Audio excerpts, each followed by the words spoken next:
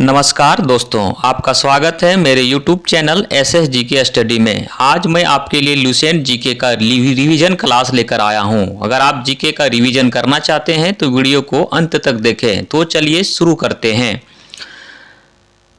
आपका सवाल है, वर्ष 1919 में जलियांवाला बाग हत्याकांड कहां पर हुआ था? तो इसका आंसर हो जाएगा अमृतसर में हुआ था, इसलिए इसका आंसर होगा option number B, Amritsar. Jallianwala Bagh हत्याकांड कब हुआ था? 13 अप्रैल 1919 ईस्वी को हुआ था। अगला प्रश्न है, नमक सत्याग्रह किस ईस्वी में प्रारंभ हुआ था? तो जो नमक सत्याग्रह था वो कब स्टार्ट हुआ था? 12 मार्च 1930 से स्टार्ट हुआ था और चला था कितना? 6 अप्रैल 1930 तक। इसलिए इसका आंसर क्या हो जाएगा? ऑप्शन नंबर सी, 1930 में स्टार्ट हुआ था। अगला प्रश्न है, महात्मा गांधी को सर्वप्रथम राष्ट्रपिता किसने कहा?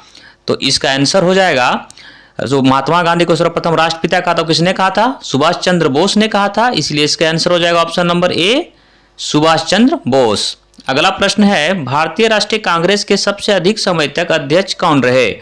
तो भारतीय राष्ट्रीय कांग्रेस के सबसे अधिक समय तक अध्यक्ष रहने वाले कौन थे? वो थे अब्दुल कलाम आजाद। इसलिए इसका आंसर हो जाएगा ऑप्शन सी, अब्दुल कलाम आजाद। क्योंकि भारतीय राष्ट्रीय कांग्रेस की स्थापना कौन किया था? भारतीय राष्ट्रीय कांग्रेस की स्थापना जो है वो उमेश चंद्र बनर्जी ने 18 दिसंबर 1885 में किए थे। कब किए थे? 18 दिसंबर 1885 में। ठीक है। अगला प्रश्न है, भारत छोड़ो आंदोलन के समय इंग्लैंड का प्रधानमंत्री कौन था? तो भारत छोड़ो आंदोलन के समय इंग्लैंड का प्रधानमंत्री थे विंस्टन चर्चिल। इसलिए इसका आंसर हो जाएगा ऑप्शन नंबर ए, विंस्टन चर्चिल। भारत छोड़ो आंदोलन की शुरुआत जो हुई थी 8 अगस्त 1942 को हुआ था। भारत छोड़ो आंदोलन कब हुआ था? 8 अगस्त 1942 को।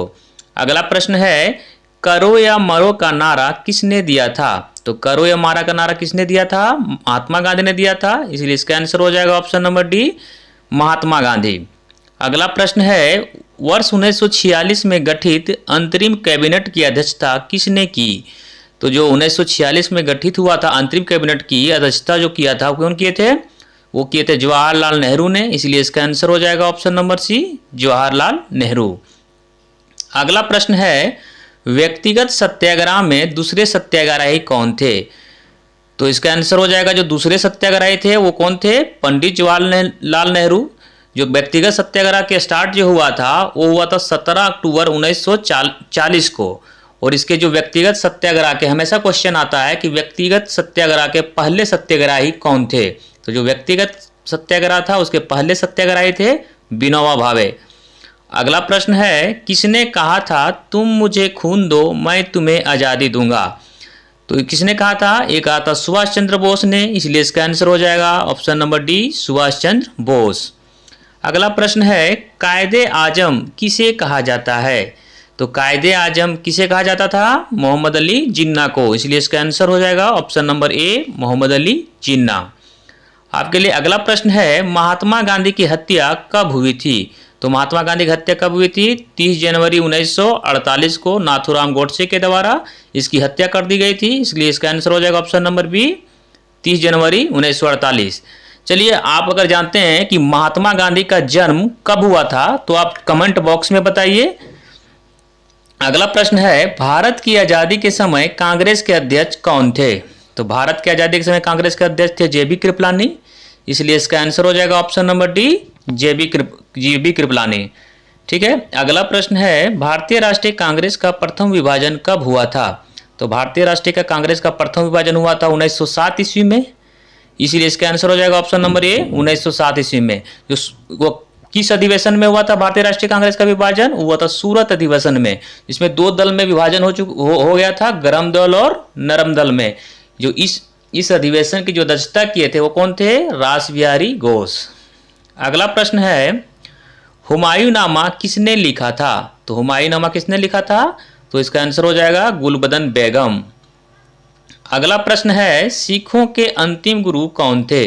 जो सिखों के अंतिम गुरु कौन थे? वो थे गुरु गोविंद सिंह। इसलिए इसका आंसर हो जाएगा ऑप्शन नंबर ए, गुरु गोविंद सिंह। और सिख धर्म के संस्थापक कौन थे? सिख धर्म के संस्थापक माने जाते हैं कौन? गुरु नानक जी माने जाते हैं। इसलिए याद रखिएगा कि सिख के जो संस्थापक थे सिख धर्म के वो थे गुरु नानक जी। अगला प्रश्न है, एनी बेसेंट भारतीय राष्ट्रीय कांग्रेस की अध्यक्षता अध्यक्ष कब बनी? जो एनी बेसेंट थी वो भारतीय राष्ट्रीय कांग्रेस की अध्यक्ष कब बनी थी? वो 1917 में बनी थी, इसलिए इसका आंसर होगा ऑप्शन नंबर सी 1917 ईस्वी में। यह पहली महिला थी जो भारतीय राष्ट्रीय कांग्रेस की अध्यक्ष बनी थी। अगला प्रश्न है, सिंधु घाटी स्थल कालीबंगन किस प्रदेश में है? तो सिंधु घाटी स्थल कालीबंगन है वो राजस्थान में स्थित है, इसलिए इसका आंसर हो जाएगा ऑप्शन नंबर ए राजस्थान। अगला प्रश्न है, सिंधु घाटी की सभ्यता में घोड़े के अवशेष कहाँ से मिले हैं? जो घोड़े के अवशेष थे सिंधु घाटी सभ्यता वो मिले थे सुरकोटदा से, इसलिए इसका आंसर हो जाएगा ऑप्शन नंबर डी सुरकोटदा। अगला प्रश्न है, हड़प्पा के मिट्टी के बर्तनों पर सामान्यतः किस रंग का उपयोग हुआ था? तो हुआ था लाल रंग का हुआ था, क्योंकि हड़प्पा सभ्यता में मिट्टी के बर्तन में किस रंग का प्रयोग करते थे? लाल रंग का प्रयोग करते थे, इसलिए इसका आंसर हो जाएगा ऑप्शन सी लाल रंग। अगला प्रश्न है, मोहनजोदड़ो कहाँ स्थित है? तो मोहनजोदड़ो कहाँ स्थित है? सिंध में स्थित है, इसलिए इसका आंसर हो जाएगा ऑप्शन नंबर ए सिंध में। यदि पूछा जाए कि लोथल कहाँ स्थित है, तो लोथल स्थित कहाँ पे है? गुजरात में स्थित है। किस नदी के तट पे? भोगवा नदी के तट पे स्थित है, ठीक है। और रोपड़ का बात किया जाए तो कहाँ पे स्थित है? रोपड़ किस नदी किनारे? सतलज नदी किनारे स्थित है, ठीक है। अगला प्रश्न है, सिंधु सभ्यता का कौन सा स्थान भारत में स्थित है?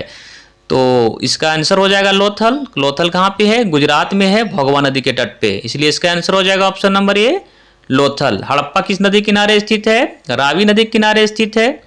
मोहनजोदड़ो किस नदी किनारे स्थित है? वो सिंधु नदी के किनारे स्थित है। अगला प्रश्न है, हड़प्पा कालीन स्थल रोपड़ किस नदी के किनारे स्थित है? मैंने पहले वीडियो में चर्चा कर दिया है, क्योंकि जो रोपड़ जो है वो सतलज नदी किनारे स्थित है, इसलिए इसका आंसर हो जाएगा ऑप्शन नंबर बी सतलज। अगला प्रश्न है, किस देवता के लिए ऋग्वेद में पुरंदर शब्द का प्रयोग हुआ है? जो ऋग्वेद है, ऋग्वेद में पुरंदर शब्द का प्रयोग किया गया है वो इंद्र के लिए किया गया है। पुरंदर शब्द का प्रयोग किसके लिए किया गया है? इंद्र के लिए किया गया है, इसलिए इसका आंसर हो जाएगा ऑप्शन नंबर सी इंद्र। अगला प्रश्न है, अस्तोमा सद्गमय कहाँ से लिया गया है? तो अस्तोमा सद्गमय जो लिया गया वो ऋग्वेद से लिया गया है, ठीक है। ऋग्वेद में कितने मंडल हैं? 10 मंडल हैं, 1028 सूक्त हैं और 10,462 ऋचाएं हैं। ऋग्वेद के तीसरे मंडल में क्या है? ऋग्वेद के तीसरे मंडल में गायत्री मंत्र का उल्लेख है, जो विश्वामित्र के द्वारा लिखे गए हैं, ठीक है। यदि आप मेरे वीडियो पे पहली बार आए हुए हैं तो मेरे चैनल को सब्सक्राइब कर लीजिए तथा बेल आइकन को ऑन कर लीजिए, ताकि आपको इस प्रकार से हमेशा वीडियो आपको मिलता रहे। चलिए शुरू करते हैं अगला वीडियो। अगला प्रश्न है, प्रथम विधि निर्माता कौन है? तो प्रथम विधि निर्माता किसे माना जाता है? मनु को माना जाता है, इसलिए इसका आंसर हो जाएगा ऑप्शन नंबर सी मनु। अगला प्रश्न है, मगध की प्रथम राजधानी कौन सी थी? मगध की प्रथम राजधानी कौन थी? गिरिवर्ज और राजगिरा, इसलिए इसका आंसर हो जाएगा ऑप्शन नंबर बी गिरिवर्ज, जो मगध की प्रथम राजधानी थी।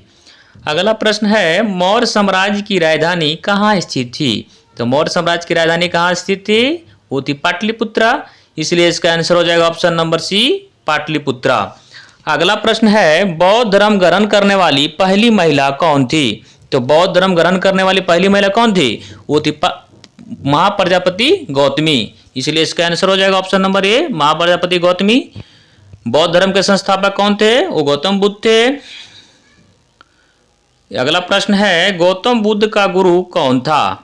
तो गौतम बुद्ध का गुरु कौन था? वो थे अलार कलाम, ठीक है, इसलिए इसका आंसर हो जाएगा ऑप्शन नंबर डी अलार कलाम।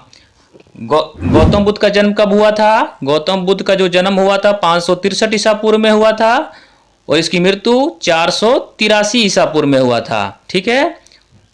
गौतम बुद्ध ने सर्वाधिक उपदेश कहाँ दिया था? यदि क्वेश्चन पूछा जाए कि गौतम बुद्ध ने सर्वाधिक उपदेश कहाँ दिया था, वो श्रावस्ती में दिया था, ठीक है। आज का बस प्रश्न इतना ही, अगले वीडियो में मिलते हैं, तब तक के लिए धन्यवाद।